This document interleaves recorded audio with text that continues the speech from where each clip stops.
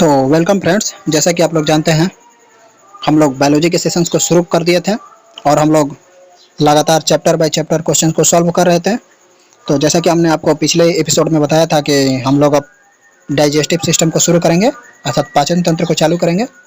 तो आज हम लोग आ गए हैं अपने उस नए चैप्टर की तरफ, और जो भी क्वेश्चन इंपॉर्टेंट है डाइजेस्टिव सिस्टम से संबंधित जितने कंपटीशन में पूछे जाते हैं, आज हम लोग उस क्वेश्चन को करेंगे। तो आप लोग जरूर इन सारे क्वेश्चंस का आंसर कमेंट में कीजिएगा।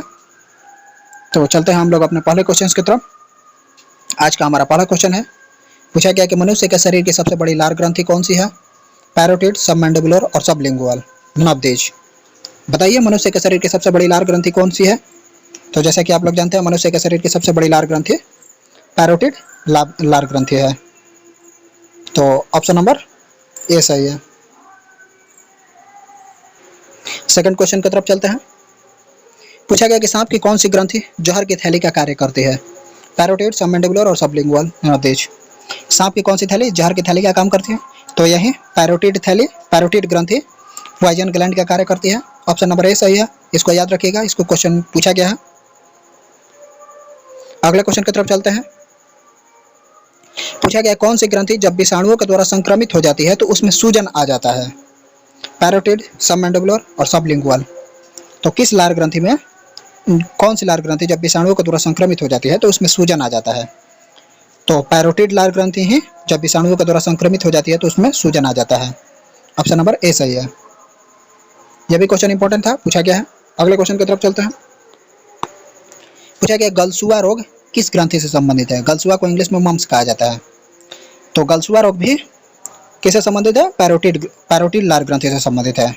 जब पैरोटिड लार ग्रंथि विषाणुओं के द्वारा संक्रमित हो जाती है तो उसमें सूजन आ जाता है, इसे ही गलसुआ मम्स कहा जाता है। तो गलसुआ या मम्स रोग बार बार पूछा जाता है, आप लोग इसको याद रखिएगा। ऑप्शन नंबर ए सही है। अगले क्वेश्चन की तरफ चलते हैं। मुख को आमाशय से जोड़ने का कार्य कौन करता है? लिवर, स्टोमक, ग्रास नली, श्वास नली।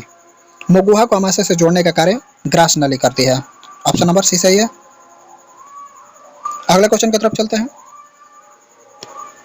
पूछा गया आमाशय की आकृति कैसी होती है? L shape, U shape, J shape, V shape. आमाशय की आकृति कैसी होती है? आमाशय की आकृति जे शेप में होती है। ऑप्शन नंबर सी सही है। अगले क्वेश्चन की तरफ चलते हैं। पूछा गया निम्नलिखित में कौन आमाशय का भाग नहीं है? कार्डियक, फंडिक, जेजुनम और पाइलोरिक। तो जैसा कि आप लोग जानते हैं आमाशय के 3 भाग होते हैं, कार्डियक, फंडिक और पाइलोरिक। तो ऑप्शन नंबर सी होगा, जो कि जेजुनम लिखा हुआ है। जेजुनम छोटी आंत का भाग है।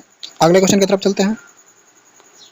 पूछा गया आमाशय के किस भाग से HCl निकलता है? आमाशय के किस भाग से हाइड्रोक्लोरिक अम्ल निकलता है? आमाशय के कार्डियक भाग से हाइड्रोक्लोरिक अम्ल निकलता है। ऑप्शन नंबर ए सही है। अगले क्वेश्चन की तरफ चलते हैं। पूछा गया टाइलिन के प्रभाव को कौन समाप्त करता है? तो जैसा कि आप लोग जानते हैं कि आमाशय के कार्डियक भाग से हाइड्रोक्लोरिक अम्ल निकलता है और यही हाइड्रोक्लोरिक अम्ल टाइलिन के प्रभाव को समाप्त करता है। ऑप्शन नंबर बी सही है। अगले क्वेश्चन की तरफ चलते हैं।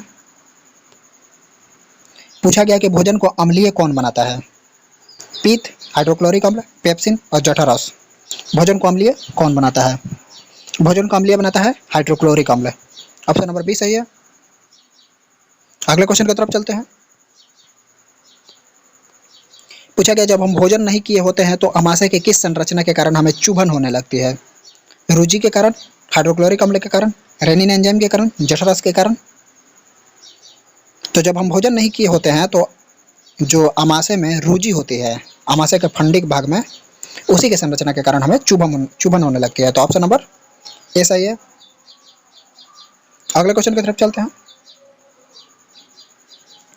पूछा गया रुचि आमाशय के किस भाग में पाया जाता है? अभी हमने आपको बताया रुचि आमाशय के फंडिक भाग में पाया जाता है। ऑप्शन नंबर बी सही है। अगले क्वेश्चन की तरफ चलते हैं। पूछा गया जठर ग्रंथि आमाशय के किस भाग में पाया जाता है? जठर ग्रंथि आमाशय के किस भाग में पाया जाता है? Cardiac, fundic, pyloric, jejunum. जठर ग्रंथि आमाशय के पाइलोरिक भाग में पाया जाता है। ऑप्शन नंबर सी सही है। ये सभी क्वेश्चन इंपॉर्टेंट है, इसको आप लोग जरूर ध्यान रखिएगा। अगले क्वेश्चन की तरफ चलते हैं। पूछा गया पेप्सिन तथा रेनिन कहाँ पाया जाता है? कार्डियक, फंडिक, जठरस में, HCl में। तो पेप्सिन तथा रेनिन जठरस में ही पाया जाता है। इंपॉर्टेंट क्वेश्चन है। ऐसा क्वेश्चन पूछा जाता है कि जठरस में कौन कौन से एंजाइम पाया जाता है? तो पेप्सिन तथा रेनिन, ऑप्शन नंबर सी सही है। अगले क्वेश्चन की तरफ चलते हैं। पूछा गया जब जठर ग्रंथि काम नहीं करती है तो उसे क्या कहा जाता है? जब जठर ग्रंथि काम नहीं करती है तो उसे क्या कहा जाता है? गलसुआ, मम्स, गैस्ट्रिक और गठिया। इंपॉर्टेंट क्वेश्चन है बीबीआई। तो गैस्ट्रिक कहा जाता है, जब जठर ग्रंथि काम नहीं करती है तो उसे गैस्ट्रिक कहा जाता है। ऑप्शन नंबर सी सही है। तो आज के हमारे इंपॉर्टेंट क्वेश्चन खत्म हो चुके हैं। वीडियो को अच्छा लगा होगा तो जरूर लाइक कीजिएगा, चैनल को सब्सक्राइब कीजिएगा। और ये सभी क्वेश्चन बहुत ही इंपॉर्टेंट क्वेश्चन है, आप लोग इस क्वेश्चन को जरूर लगाइएगा। अगर हमारे चैनल से जितने भी क्वेश्चन डाले जाते हैं, अगर सारे क्वेश्चंस को लगा लेते हैं तो आप लोग को बायोलॉजी के क्वेश्चंस को कहीं और से लगाने की जरूरत नहीं पड़ेगी। सारा चैप्टर आप लोग को यहीं से कंप्लीट हो जाएगा। आप लोग नोट्स कहीं से भी पढ़िए, क्वेश्चन यहीं से लगाइए। सारे कंपटीशन के आए हुए क्वेश्चंस इस चैनल पर अपलोड किए जाते हैं। तो रहने देते हैं आज के लिए बस इतना ही। मिलते हैं नए अगले एपिसोड में। तो जय हिंद, जय भारत।